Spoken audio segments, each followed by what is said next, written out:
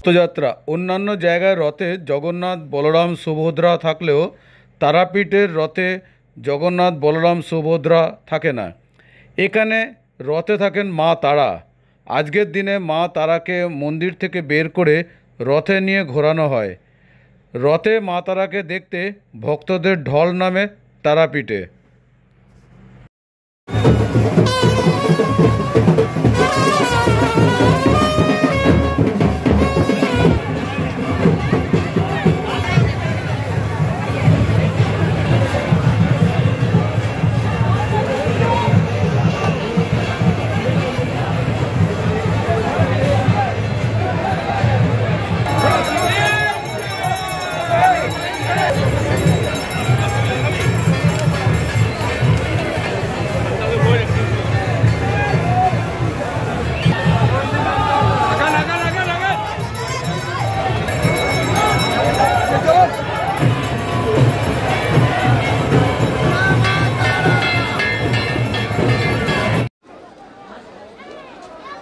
মায়ের রথ বেরিয়ে গেছে, 3টের সময় বেরিয়েছে।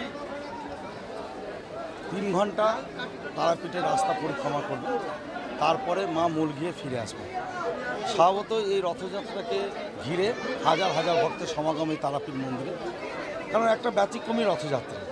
চারিদিকে আমরা জগন্নাথ দেবের রথ দেখতে পাই, কিন্তু একমাত্র তারাপীঠে মা তারা সেখানে রথে অধিষ্ঠান করেন। যেহেতু আমাদের কুলদেবী অধিষ্ঠাত্রী দেবী, সেই প্রাচীনকাল থেকে মা এই রথে চড়ে আসছেন এবং উল্টো রথে ঠিক এইভাবেই মাকে বেরিয়ে আবার গর্ভ দিয়ে ফিরে আনা হয়।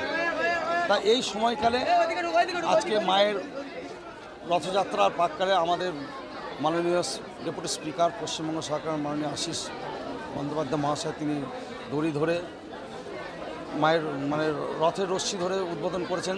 সঙ্গে ছিল টিআইডির ভাইস প্রেসিডেন্ট সুকুমার মুখার্জি মহাশয় এবং অন্যান্য আরও অনেক সেবায়ত ছিলেন যারা এই রথযাত্রার প্রাক্কালে উপস্থিত ছিলেন। এবং টিআইডির তরফ থেকে যেটা তারাপীঠের ঐতিহ্য যে পুরো রাস্তা ধুয়ে দেওয়া হয় রথ যাওয়ার আগে রাস্তা ধুতে ধুতে যায়, তার পিছনে ঠিক মায়ের রথটা দেয়। এটা একটা ঐতিহ্য তারাপীঠ মন্দিরে।